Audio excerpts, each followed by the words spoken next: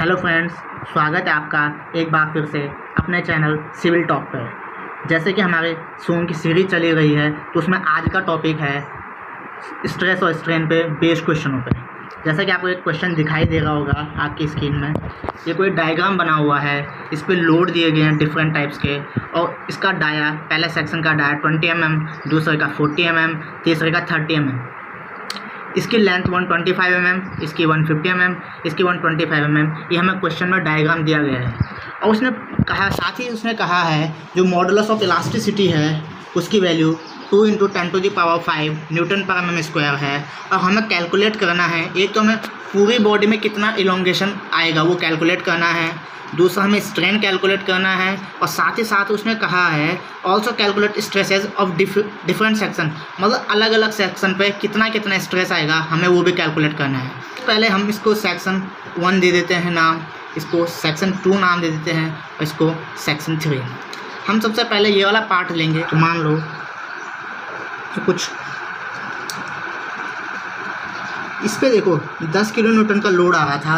तो देखो जैसा कि आपको पता ही होगा कि इक्विलिब्रियम, हमारे कोई भी वस्तु है वो इक्विलिब्रियम के कंडीशन में रहने बहुत ज़रूरी है। मतलब जितना फोर्सेस इस पे इस डायरेक्शन में लग रहा है उतना फोर्सेस इस पे इसके अपोजिट डायरेक्शन में भी लगना चाहिए। तो देख सकते हैं इधर 10 किलो न्यूटन और 7 किलो न्यूटन 17 किलो न्यूटन का फोर्स लग रहा है, और इधर 3 किलो न्यूटन 6 किलो न्यूटन और 8 किलो न्यूटन 17 किलो न्यूटन का ही फोर्स लग रहा है। इसका मतलब हमारी जो बॉडी है वो इक्विलिब्रियम की कंडीशन में है। अब हम सेक्शन 1 की बात करें तो हमारा जो इक्विलिब्रियम की कंडीशन है उसके अकॉर्डिंग क्या होता है कि हमारा अगर हम किसी भी बॉडी के सेक्शन करें तो उसका हर सेक्शन का इक्विलिब्रियम में ही रहेगा।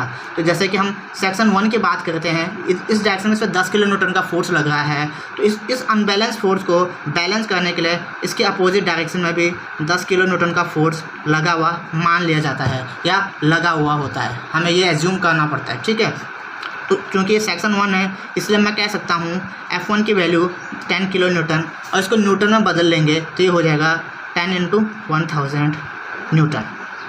इसकी लेंथ दे रखी है हमें L1 = 125 mm। साथ में इसका डाया दिया हुआ है 20 mm।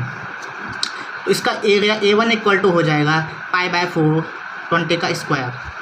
इसको सॉल्व करेंगे तो इसकी वैल्यू आएगी 314 mm²। हमें स्ट्रेसेस निकालना है। स्ट्रेसेस क्या होता है? सिग्मा = फोर्स/एरिया। चूँकि अलग अलग सेक्शन में स्ट्रेसेस पूछे हुए हैं इसलिए हम सिग्मा 1 निकालेंगे, F1/A1 वैल्यू पुट कर सकते हैं। F1 की वैल्यू हो जाएगी 10 × 1000 डिवाइड बाई, चूँकि टेंसाइल फोर्स है इसलिए पॉजिटिव लिया है मैंने, कंप्रेसिव फोर्स होता तो मैं नेगेटिव लेके चलता। A1 की वैल्यू है 314। इसको सॉल्व करेंगे तो इसकी वैल्यू आ गई तुम्हारा सिग्मा 1 = 31.84 यूनिट न्यूटन पर mm²। ठीक है, इसी तरह से हम दूसरा सेक्शन लेंगे। टेकिंग, अब देखो दोस्तों, हमें जब ये वाला दूसरा सेक्शन लेना है तो हमें केवल ये वाला पोर्शन देखना है, इसका फोर्स को बैलेंस, फोर्स कितना आएगा इस पर बात करने के लिए। देखो अगर मैं केवल इस सेक्शन को देखता हूँ और क्योंकि मैं यहाँ से लेफ़्ट टू राइट की तरफ जा रहा हूँ तो मैं बाकी का पोर्शन नहीं देखूंगा, केवल अभी मुझे केवल इतना ही डायग्राम दिखाई दे रहा है। तो इस डायग्राम पे आप देख सकते हो कि मेरा लेफ्ट साइड कितना फोर्स लगा हुआ है और राइट साइड कितना फोर्स लगा हुआ है, और टोटल अनबैलेंस जो फोर्स बच रहा है वो किस डायरेक्शन में है। देख सकते हो लेफ्ट साइड लगा हुआ है 10 और 17 किलो न्यूटन का, राइट साइड लगा हुआ है 3 किलो न्यूटन का, तो 17 - 3 14 किलो न्यूटन का जो फोर्स है वो मेरा लेफ्ट साइड आ रहा है। ठीक है, तो मैं इस पर मान सकता हूँ, तो मैं डायग्राम कुछ इस तरह से बनाऊँ, कितना 10 + 7 - 3 = 14 किलो न्यूटन। चूँकि टेंसाइल फोर्स है इसलिए पॉजिटिव ले रहा हूँ। इसको बैलेंस करने के लिए इस डायरेक्शन में भी 14 किलो न्यूटन का ही फोर्स लगाना पड़ेगा। क्योंकि सेक्शन 2 है तो मैं लिख सकता हूँ F2 = 14 × 1000 न्यूटन। L2 = लंबाई इसकी 150 mm दे रखी है क्वेश्चन में, एंड A3 = हो जाएगा π/4 × D कितना है, इसके लिए डाया 40 mm दे रखा है, 40 का स्क्वायर। सॉल्व करेंगे तो इसका एरिया आ जाएगा 1256 mm²। सेम इसी तरह मुझे स्ट्रेस निकालना है, तो स्ट्रेस क्या होगा, सिग्मा 2 = F2/A2 वैल्यू पुट कर देंगे 14,000 डिवाइड बाई 1256 इसको सॉल्व करेंगे तो इसकी वैल्यू आएगी 11.14 न्यूटन पर mm स्क्वायर। अब देखिए दोस्तों, मैं बात करता हूँ इस सेक्शन की, थर्ड सेक्शन की। तो मुझे कौन सा, मुझे केवल ये वाला सेक्शन देखना है, ये वाला सेक्शन देखना है। तो मैं कहूँगा टेकिंग पार्ट थर्ड। तो मैं डायग्राम बनाता हूँ यहाँ पे। अब देख लीजिए, अब मुझे चूँकि मैं लेफ़्ट टू राइट जा रहा हूँ तो मुझे केवल ये सेक्शन पे देखना है, इस सेक्शन तक देखना है। इसके इधर से मुझे कोई मतलब नहीं होना चाहिए। इसके इधर देखता हूँ लेफ़्ट साइड को कितने फोर्सेस लगे हुए हैं और राइट साइड को कितने फोर्सेस लगे हुए हैं, और उनका रिजल्टेंट फोर्सेस किस डायरेक्शन में लग रहा है और कि उसका मैग्नीट्यूड कितना है वो मुझे निकालना है। 10 और 7, 17 इस डायरेक्शन में लगा हुआ है, और 3 और 6, 9 उसके अपोजिट डायरेक्शन में लगा हुआ है। तो मैं लिख सकता हूँ 17 - 9 = 8। और किस डायरेक्शन में लगा हुआ है? लेफ़्ट की डायरेक्शन में। तो देखिए मुझे किस तरह से दिखाना है। 10 + 7 - 3 - 6 = 8 किलो न्यूटन। चूँकि लेफ़्ट साइड लगा हुआ है तो ये लेफ़्ट साइड होगा। और देखो 8 किलो न्यूटन आपको दिखाई दे रहा था कि चित्र में इसके अपोजिट डायरेक्शन में 8 किलो न्यूटन का ही फोर्स दिया हुआ था। इसका मतलब अगर आप एकदम से सही करते हुए चलोगे तो लास्ट में उतना ही फोर्स दिया होगा जितना आपके सेक्शन में आ रहा होगा। ये 8 किलो न्यूटन का फोर्स इस अनबैलेंस फोर्स को बैलेंस कर देगा, और ये सेक्शन में क्या हमारा इक्विलिब्रियम की कंडीशन में होगा। इस तरह से मैं F3 = लिख सकता हूँ 8000 न्यूटन। L3 = मैं लिख सकता हूँ 125 mm, एंड A3 = मैं लिख सकता हूँ π/4। इसका डाया 30 mm दे रखा है, 30 का स्क्वायर। इसको सॉल्व करेंगे तो इसकी वैल्यू आ जाएगी 706.5 mm स्क्वायर A3 की वैल्यू। ठीक है दोस्तों, तो हम इस पर अगर स्ट्रेस निकालें तो मैं लिख सकता हूँ σ3 = F3 / A3। वैल्यू पुट करनी है मुझे 8000 / 706.5। इसको सॉल्व करूँगा तो इसकी वैल्यू आएगी 11.32 न्यूटन पर mm स्क्वायर।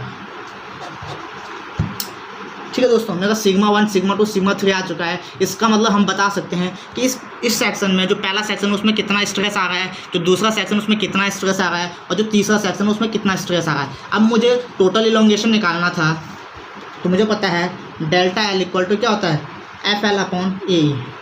अब हम देख सकते हैं area section two section very हो रहा है, force section two section very हो रहा है, और जो लेंथ है वो भी अलग अलग सेक्शन की अलग अलग है, मतलब सेक्शन टू सेक्शन वेरी हो रहा है। तो मुझे तीनों चीज़ें क्या अलग अलग हो रही है अलग अलग सेक्शन के लिए। लेकिन जबकि जो ए है, ई बोले तो मॉडुलस ऑफ इलास्टिसिटी है, वो पूरा सेक्शन के थ्रू आउट क्या सेम चल रही है, पूरे सेक्शन के लिए एक ही चल रही है। तो मैं इसी फॉर्मूले को इस तरह से भी लिख सकता हूँ 1/A = F1L1/A1 + F2L2/A2 + F3L3/A3। ठीक है दोस्तों, तो मुझे इस फॉर्मूले में क्या वैल्यू पुट करनी है। तो ΔL = हो जाएगा तुम्हारा 1/A की वैल्यू है 2 × 10⁵। F1 की वैल्यू हो जाएगी तुम्हारा 10,000 × L1 की वैल्यू है 125 डिवाइड बाई A1 की वैल्यू है 314 प्लस F2 की वैल्यू है 14,000 × L2 की वैल्यू है 150 डिवाइड बाई A2 की वैल्यू है 1256 प्लस F3 की वैल्यू है तुम्हारी 8000 × L3 की वैल्यू है 125 डिवाइड बाई A3 की वैल्यू है 706.5। अब दोस्तों इसको सॉल्व करूँगा, अगर मैं इसको सॉल्व करूँगा तो इसकी वैल्यू मेरी आ जाएगी, इस टोटल को सॉल्व करने के बाद 0.0352। क्योंकि इलोंगेशन है तो इसकी यूनिट हो जाएगी mm। और मुझे क्या निकालना था, एक इसका इलोंगेशन निकालना था, इसको मैंने डब्बे में बंद कर दिया।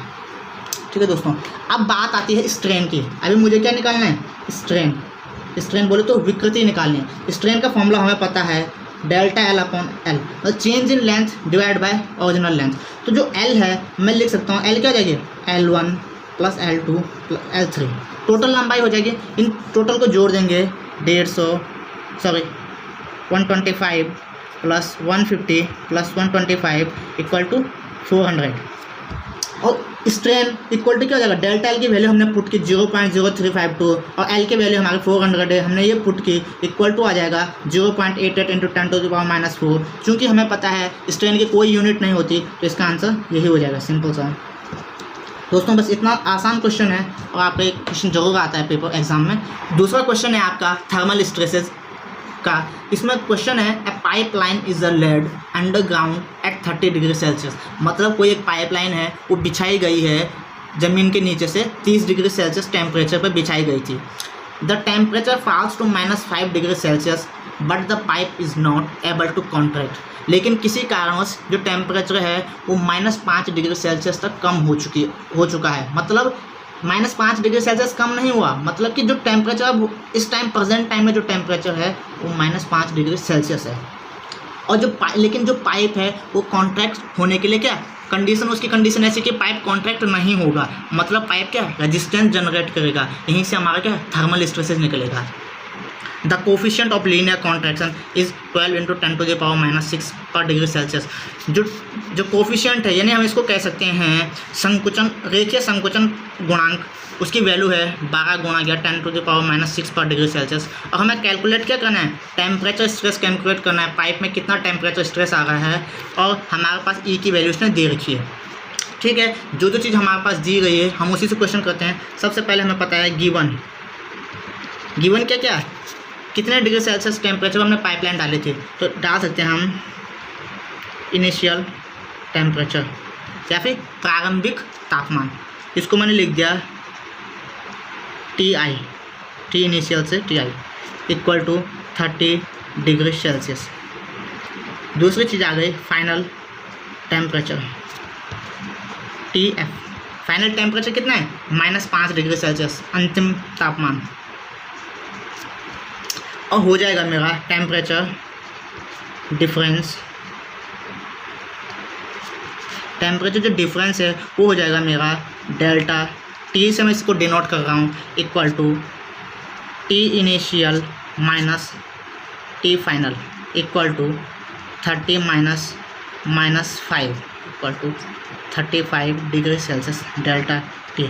और बस यही मेरा मेन चीज़ था निकालना। और मुझे पता है थर्मल स्ट्रेसेस की वैल्यू होती है थर्मल स्ट्रेस सिग्मा। अगर मैं इसे सिग्मा टी से दिखाऊँ कोई दिक्कत नहीं है। इसका मैंने फॉर्मूला आपको बताया था, अल्फ़ा डेल्टा T और E, जहाँ वेयर अल्फ़ा इक्वल टू क्या है थर्मल कोफिशिएंट, जो यहाँ पे क्या contraction coefficient of linear contraction दिया हुआ है, ये अल्फ़ा हो जाएगा। डेल्टा T इक्वल टू होता है टेम्परेचर डिफरेंस और E इक्वल टू होता है मॉडुलस ऑफ इलास्टिसिटी। सबकी वैल्यू पुट कर दो बस। सिग्मा T इक्वल टू हो जाएगा, अल्फ़ा की वैल्यू है तुम्हारी 12 × 10⁻⁻6 इंटू T, डेल्टा T की वैल्यू आ गई 35 इंटू E की वैल्यू है 2 × 10⁵। इसको सॉल्व करोगे तो इसकी वैल्यू आ जाएगी 84 Nm/mm²। Sigma T thermal stresses calculate हो गए। आज के लिए इस वीडियो में इतना ही बहुत है। और अगर आपको आज का वीडियो पसंद आया होगा तो प्लीज़ लाइक करें, चैनल को सब्सक्राइब करें। और आपको अगर किसी भी टॉपिक में डाउट है तो प्लीज़ मेरे को कमेंट बॉक्स में कमेंट करें, मैं अगली वीडियोस पर लाने की ज़रूर कोशिश करूँगा। Thank you.